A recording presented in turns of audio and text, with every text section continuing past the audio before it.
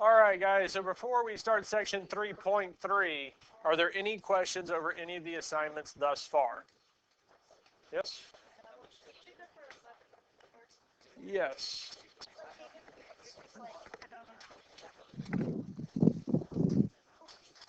Yes, I'll give it right back.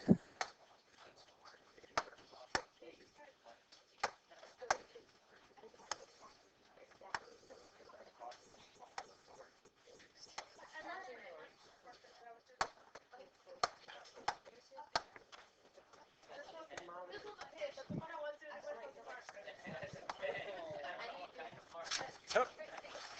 Drop it on. There you go. All right, guys, so number 11 from the homework last night, we have this here. Now we're told that these two lines are parallel and that these two lines are parallel, yes? Now, angles 1 and the 80 degrees are two angles that are between the parallel lines and on the same side. So those are consecutive interior angles. Consecutive interior angles add up to be 180. So we can say a 180 minus 80 is 100. So the measure of angle 1 is 100 degrees because those two add together to be 180, yes?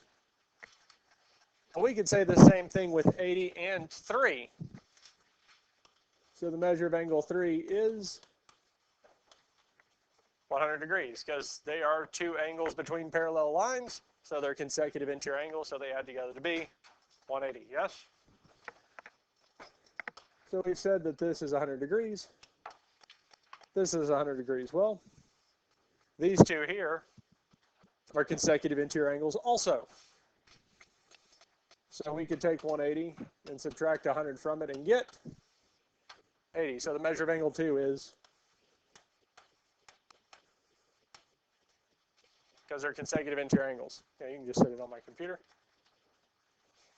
So it worked out that all those ended up being consecutive interior angles going all the way around. Any other questions on this here? Any other questions on any of the assignments so far? We're ready for today's lesson.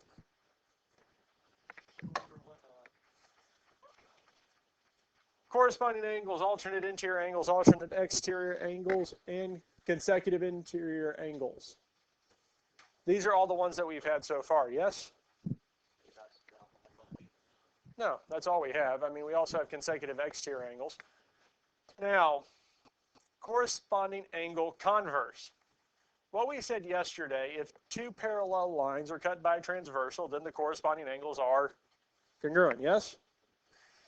The converse is also true. So if we have two lines cut by a transversal, so we just have two lines cut by a transversal, and the corresponding angles are congruent, it means the lines must be what? Parallel. That's it. So for the first problem here, find the value of x that will make these lines parallel. Well, 3x plus 5 and 65 are corresponding angles, yes?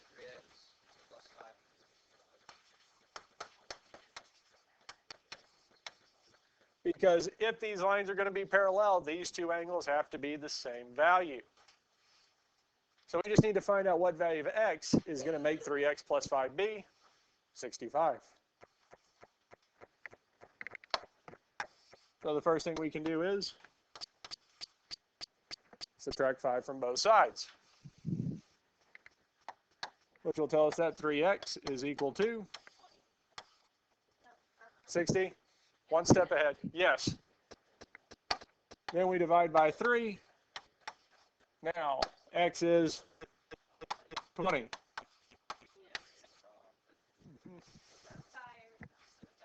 You're good.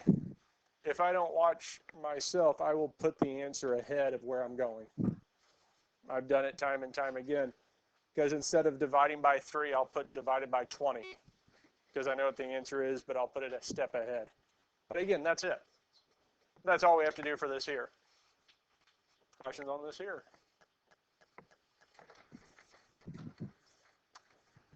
Let's look at the next one.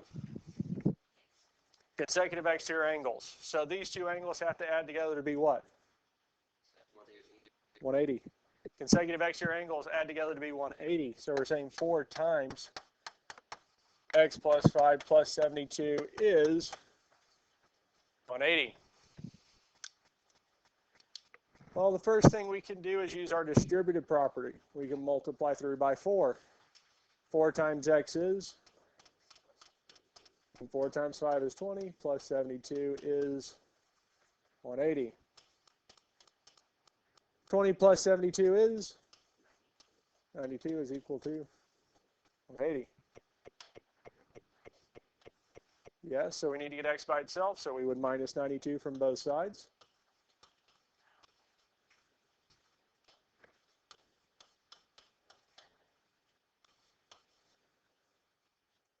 It would be 88. Let's see here. No. Because if we add up to it, because 8 plus 2 would give us 10, so we'd make 100 and 88.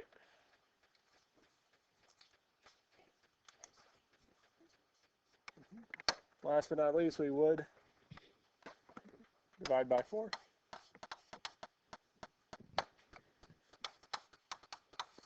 So what value of x will make these lines parallel? 22. Questions on any of this here? We're good with this here. Is there enough information in the diagram to conclude that M and N are parallel? Yes. Yeah. I mean, we could go about saying that this is 105, which means this is. So our corresponding angle converse is true. So these are indeed parallel. Questions on any of this here? And really, we've been using a lot of the other ones because the alternate interior angle converse is true. If the alternate interior angles are congruent, then the two lines are parallel. The alternate exterior angles converse. If two lines cut by a transversal so that the alternate exterior angles are congruent, then the lines are parallel. And our consecutive interior angle converse. If two lines are cut by a transversal so that the consecutive interior angles are supplementary, then the lines must be parallel. And the same thing is true for the consecutive exterior angle converse. Questions on this here?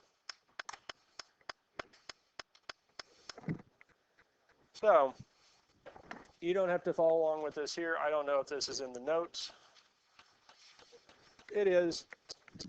Y'all don't have to write this out specifically. I'm going to write or kind of walk us through this here so that we can show that and prove, no,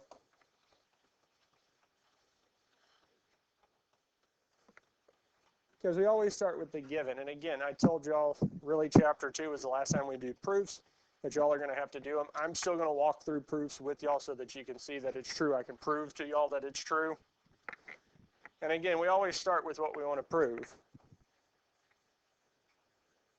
Or start with the given, and we always end with what we want to prove, that the two lines are parallel. Well, if we know that 4 and 5 are congruent,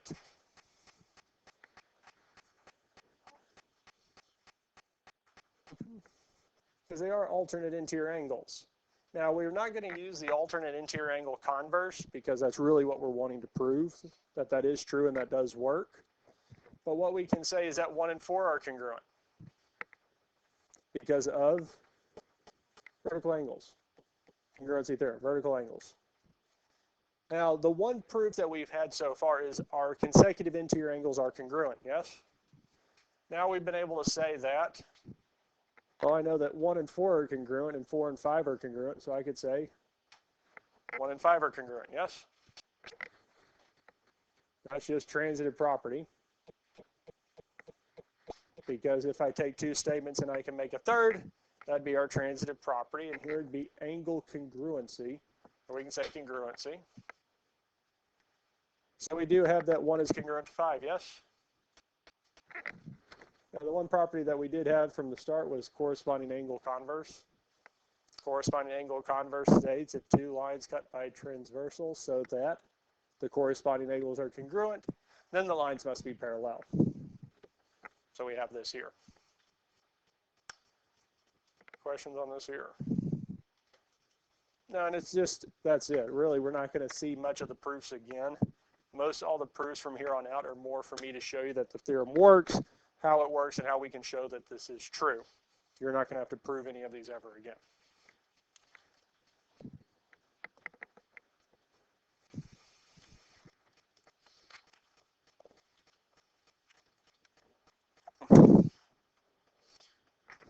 One is congruent to 3.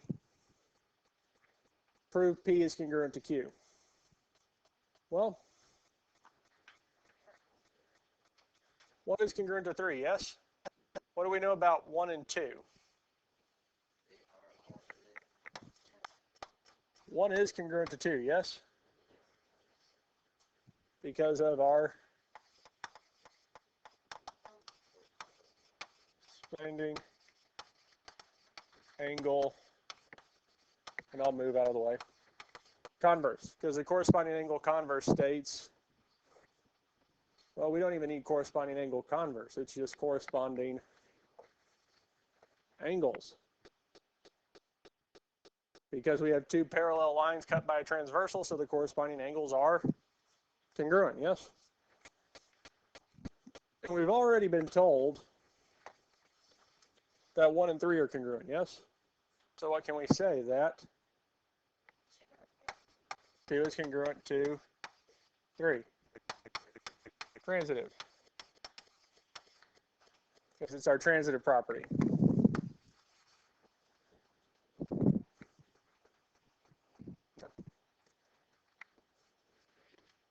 Since we say that 2 and 3 are congruent, we can say that P is parallel to Q by alternate interior angle converse.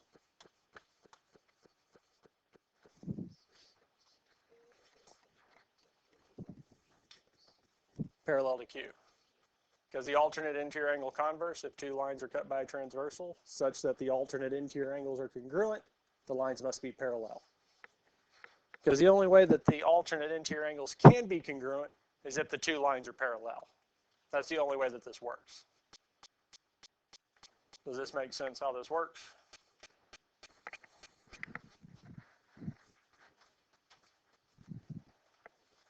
I'm not going to go through another proof. Yes. Doing that with y'all. Because at this point, I feel like y'all get this, yes? It's really just what we did yesterday, just the other way round. Because what we did yesterday was saying the lines are parallel, so these angles are going to be congruent or supplementary.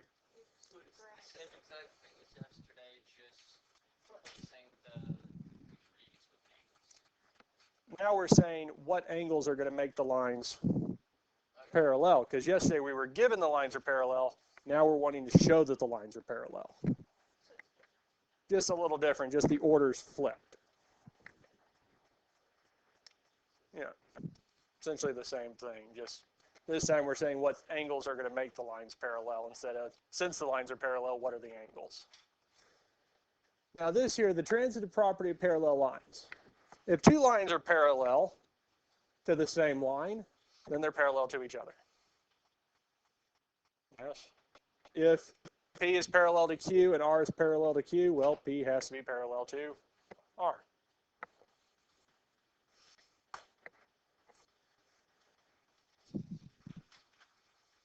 In the diagram, so we're just going to really find measure of angle 8.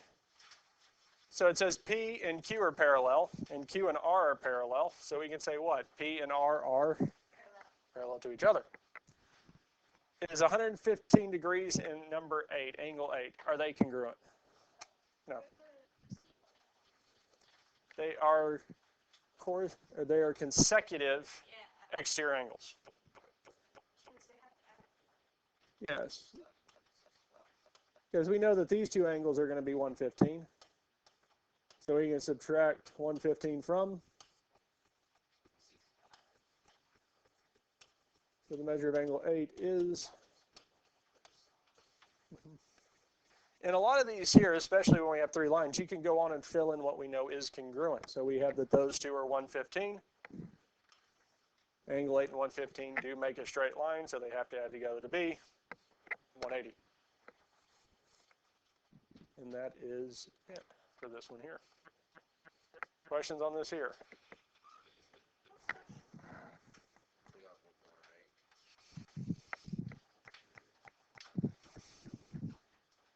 Again, you don't have to write this out, because we could go through. The top of the U.S. flag has 13 alternate red and white stripes. Each stripe is parallel to the stripe immediate below it. Explain why the top stripe is parallel to the bottom stripe. Well, the top stripe I'll call T, but we can say T is parallel to S1, yes? And what can we say? S1 is parallel to S2 is parallel to S3. Do that. S3 is parallel to S4. S4 is parallel to S5.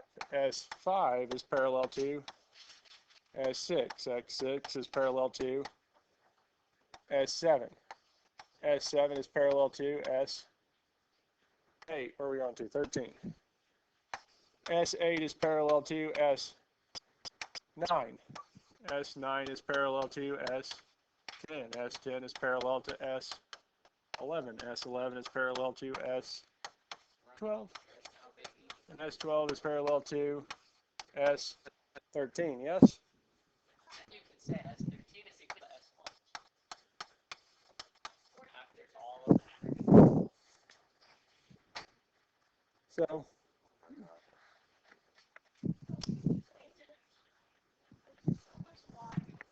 yep.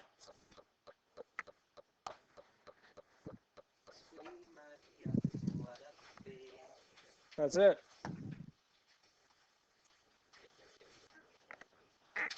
Three through 8, 11 through 16, 20.